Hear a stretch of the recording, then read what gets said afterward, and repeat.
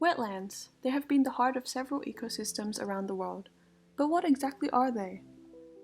Wetlands are comprised of vast amounts of water and provides an efficient and sustaining habitat for both flora and fauna.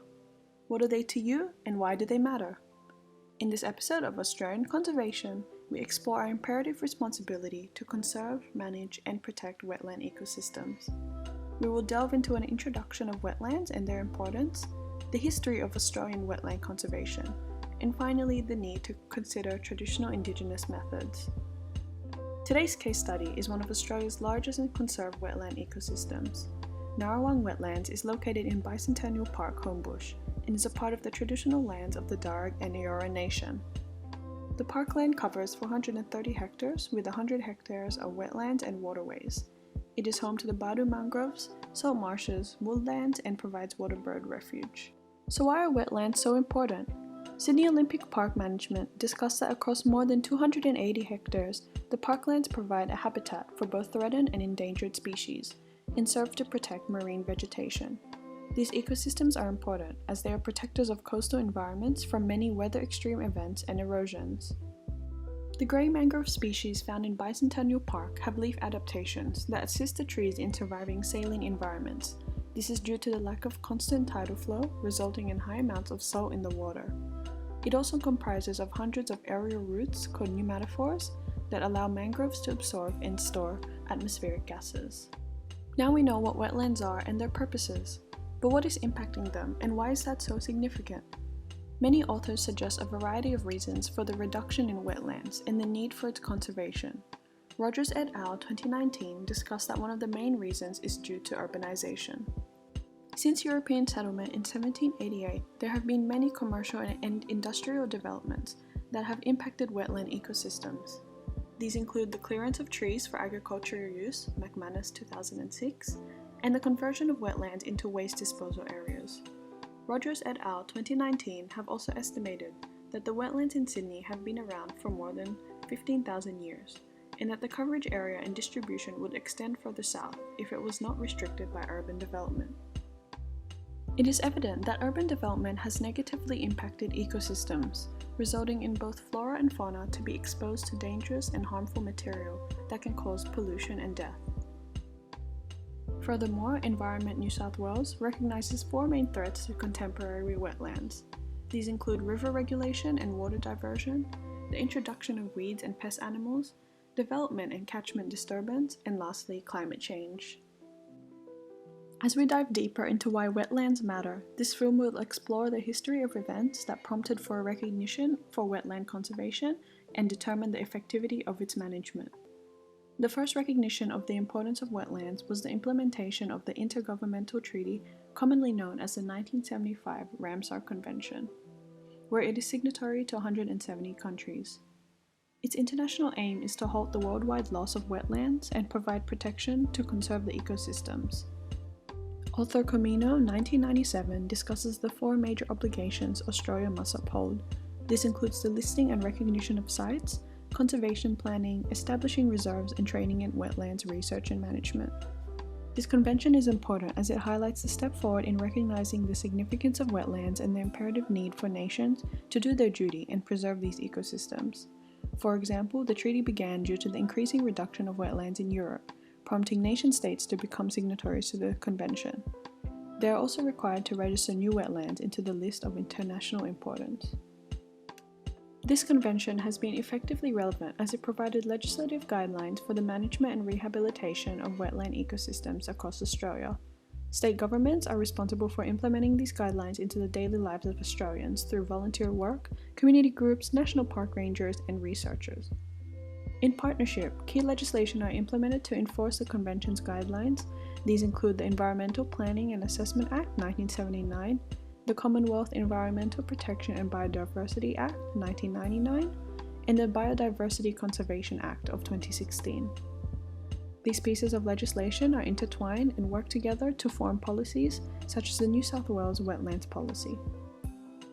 However, how effective are these pieces of legislation? Studies achieved by authors Bergen, Franklin, and Hall 2016 refer from Nichols et al. 1999 that wetland ecosystems continue to be declining rapidly. They emphasize that the continual displacement of agricultural lands is linked to the increasing urban expansion. This is evident in their focus on the expansion of northwestern Sydney from 2005 until its estimated finish in the year 2036.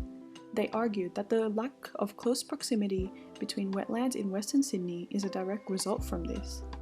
They make evident that some wetlands have been retained solely for the purpose of enhancing aesthetic appeal in recreational areas, and argued the continuing decline in native fauna when clearing and developing land. To ensure legislation is impactful, conservationists can make aware and promote the protection of wetlands in Western Sydney. There should be more emphasis placed on engaging urban planners, developers, and educational institutions on issues surrounding biodiversity loss, where, for example, developers can work with conservationists in locating suitable areas for urban development that do not disturb wetland habitats. By achieving this, shifts in attitudes can occur and thus can better address Australia's obligations to the Convention through enforced legislation.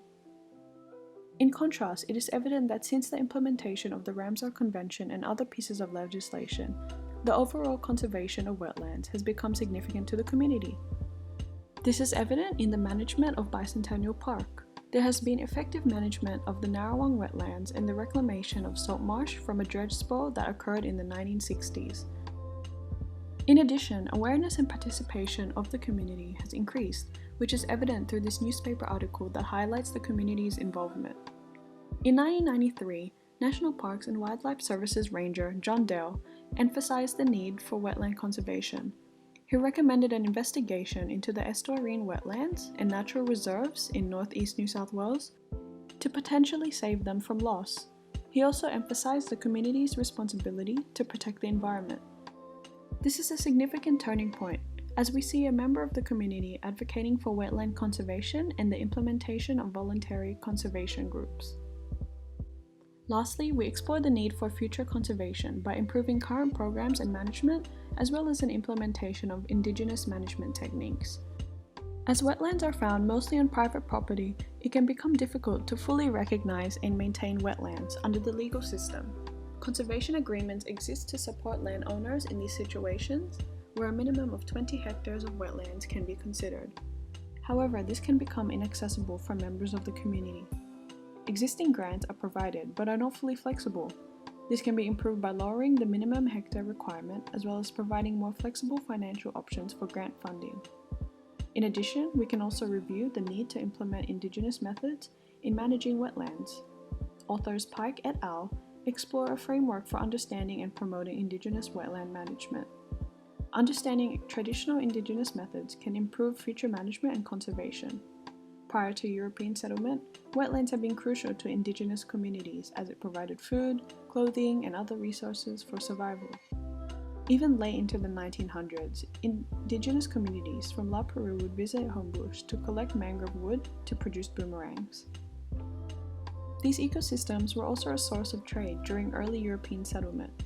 This was evident in this image of Baludari, an Indigenous man from the Darug Nation and friend to Governor Phillip in the 1790s. He was known as one of the first traders, as he utilized his fisherman skills in the wetland areas to then trade with European settlers. The city of Parramatta history and heritage made this indication from the settlers' diary entries. Their friendship was evident as he resided in the governor's residence in 1791. However, he became angered when settlers destroyed his boat and means of living, resulting in Baludari spearing a convict. In contrast to the violence that occurred between settlers and Indigenous Australians, Baludari left a legacy on creating amicable relations. He showed that through mutual trade and knowledge of the land, cross-cultural collaboration is possible. What is cross-cultural collaboration? It's a concept emphasized by authors Pike et al. 2018. They state that Indigenous knowledge systems can highly contribute to natural resource management. This can be achieved by incorporating Indigenous guiding principles for wetland interactions. These include custodianship, where interviewed elders inform that everything around here is a part of us, part of our dreaming, and respectful use, where the use and management of country is automatic, stemming from cultural beliefs. Elders also considered active maintenance to be detrimental in wetland conservation. This can be achieved by maintaining and cleaning wetlands through traditional Indigenous practices, such as pulling out aquatic plants or utilizing small fires for the purpose of maintaining water flow. Lastly, wetland education is an imperative incorporation. Indigenous individuals learn about wetland practice and management through their elders. They suggest to implement ranger programs where they can too pass on their knowledge. To conclude today's episode, we determined that the application of Indigenous traditional management can provide detrimental support in maintaining wetlands. We have seen the importance of wetlands, and as a community, we should uphold our responsibility in the conservation of these ecosystems.